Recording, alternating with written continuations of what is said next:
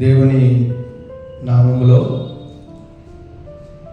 ఈ house of prayer పరిచర్ను ప్రోత్సహిస్తూ ఆదరిస్తున్న ప్రతి ఒక్కరికి నా హృదయపూర్వక వందనములండి.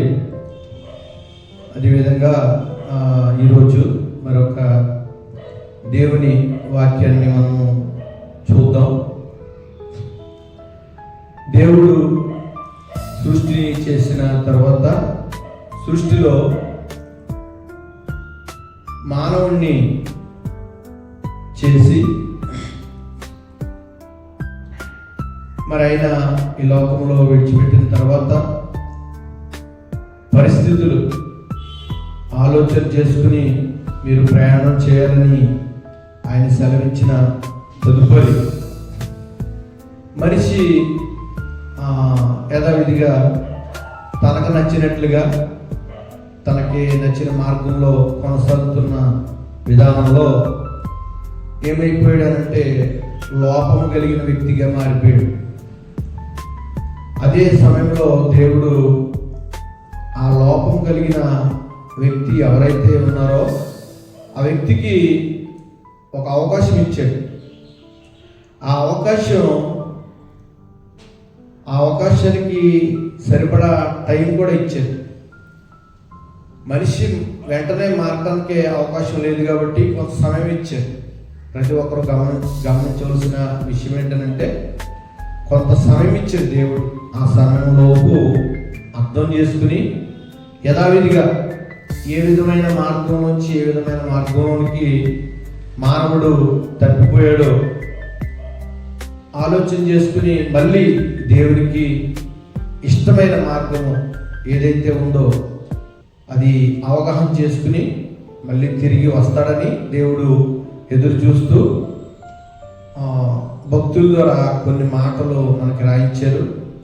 దాంట్లోనే విధంగా ఒక మాట మనము చూడగలిగితే ప్రసంగి గ్రంథము 1వ అధ్యాయంలో 15వ వచనంలో ఈ విధంగా వ్రాయబడి ఉన్నది.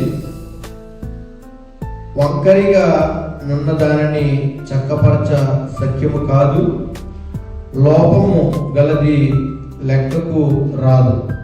ఈ మాటని కనుక మనము అర్థం చేసుకోగలిగితే ఒక కార్పెంటర్నే తీసుకుందాం.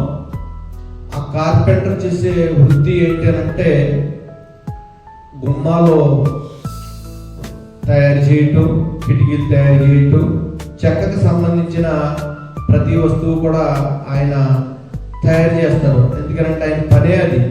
అయితే ఒక చెక్కను తీసుకున్నప్పుడు ఆ చెక్క లోపము కలిగినదిగా ఉన్నప్పుడు వాళ్ళు ఏం చేస్తారంటే మంచి చెక్కలన్నీ ఒకవైపు వేస్తారు, లోపము కలిగింది ఒకవైపు వేస్తారు. అయితే ఇక్కడ మనం ఆలోచించవలసింది ఏంటంటే లోపం కలిగింది లెక్కల్లోకి రాదని దేవుని వాక్యం మాట్లాడుతుంది కనుక ఒక వ్యక్తిని కనుక మనం చూసుకోగలిగితే దేవుడు లోపం కలిగిన దాన్ని పక్కన పెట్టలేదు. కానీ ఏ వ్యక్తి అయితే లోపం కలిగిన జీవితాన్ని జీవించడానికి ఇష్టపడ్డాడో ఆ వ్యక్తిని సరిచేయడానికి ప్రభువైన యేసుక్రీస్తు వారు ఈ లోకానికి వచ్చారు.